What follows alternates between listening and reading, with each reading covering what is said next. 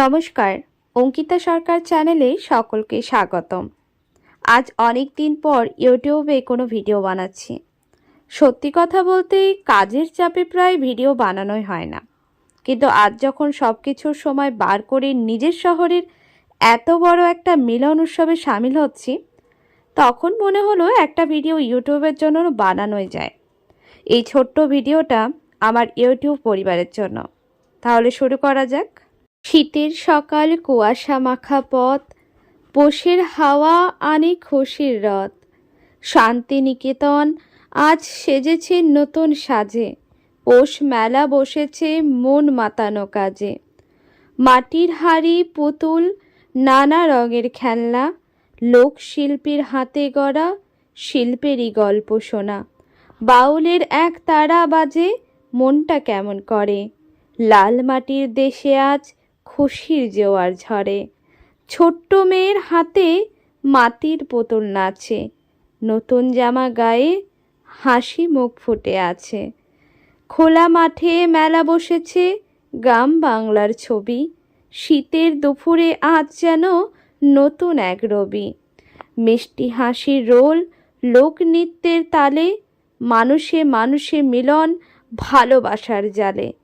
পৌষ মেলা মানে শুধু আনন্দ আর গান, বাংলার এই উৎসবে ভরে ওঠে প্রাণ।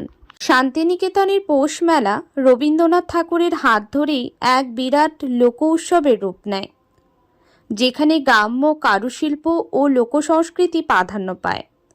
বাউল গান, লোকনৃত্য, হস্তশিল্প, মাটির পুতুল এগুলোই পৌষ মেলার অবিচ্ছেদ্য অংশ।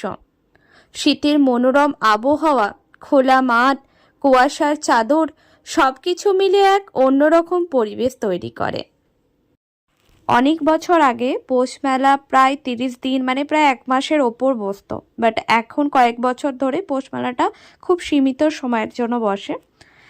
2025 সালে 6 দিনের জন্য মেলা শুরু হয়েছে 23শে ডিসেম্বর থেকে, চলবে 28শে ডিসেম্বর পর্যন্ত। 7ই পৌষ বাংলার শুরু হয় এবং 28শে ডিসেম্বর অবধি মেলাটা রয়েছে এখনো অবধি। তো যারা আসনি, যারা আসবো ভাবছো, তারা জলদি করে চলে আসতে পারো।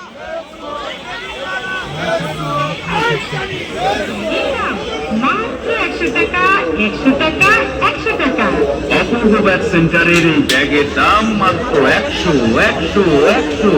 অপূর্ব ব্যাগ সেন্টারের যারা বোলপুর শহরে তারা তো জানো কিভাবে আসতে হয় মেলা, বাট যারা বাইরের শহর থেকে আসছো তাদের বলে রাখি, মেলা 28 তারিখ পর্যন্ত।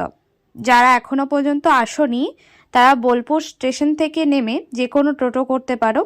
টোটো করে তোমরা স্টেট ব্যাংকের এখানে এসে নামতে পারবে। বাট মেলার মাঠ পর্যন্ত টোটো যাচ্ছে না, তার কারণ হচ্ছে নো এন্ট্রি আছে অনেক জায়গায়, তো গাড়ি ঢুকছে না। সমস্ত জায়গাতেই নো এন্ট্রি করা হয়েছে, তো সেই কারণে তোমাদেরকে প্রায় অনেকটাই হাঁটতে হবে।